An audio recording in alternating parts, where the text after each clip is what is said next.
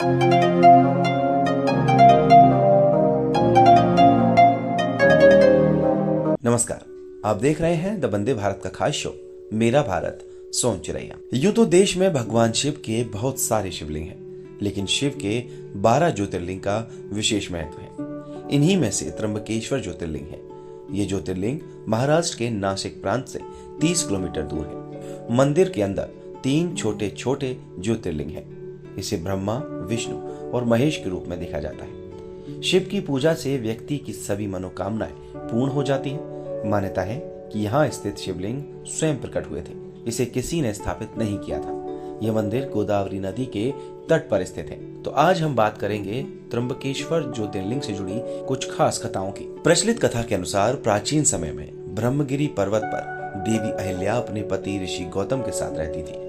इसी तपोवन में कई और ऋषि पत्नियां भी रहती थी। एक बार किसी बात पर सभी देवी अहिल्या से नाराज हो गई। सभी ने अपने पतियों को देवी अहिल्या और ऋषि गौतम का अपकार करने के लिए प्रेरित किया। अन्य सभी ऋषियों ने मिलकर भगवान गणेश की तपस्या की। तपस्या से प्रश्न श्री गणेश ने वर मांगने को कहा। सभी ने मिलकर वर मांगा कि प्रभु आप ऋषि गौतम को यहाँ से निकाल दें।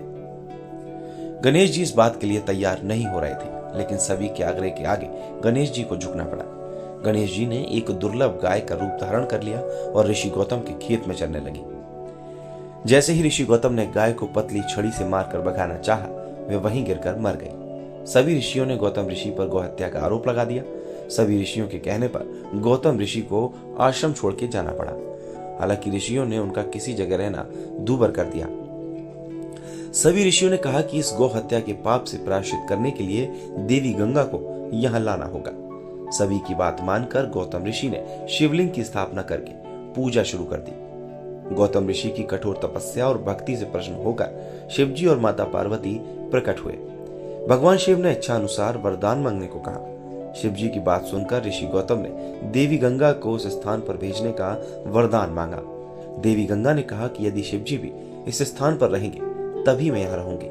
ऋषि गौतम के वरदान और गंगा की शर्त को मानकर शिवजी वहां त्र्यंबकेश्वर ज्योतिर्लिंग के रूप में वास करने लगे। गंगा नदी गौतमी के रूप में वहां बहने लगी। गौतमी नदी का एक नाम गोदावरी भी है। ब्रह्मा, विष्णु और महेश तीनों एक साथ यहाँ स्थापित हैं। अगर आपको भी ये वीडियो पसंद आई हो तो इस वीडियो को लाइक कीजिए, शेयर कीजिए और हमारे चैनल को सब्सक्राइब कीजिए। नमस्कार।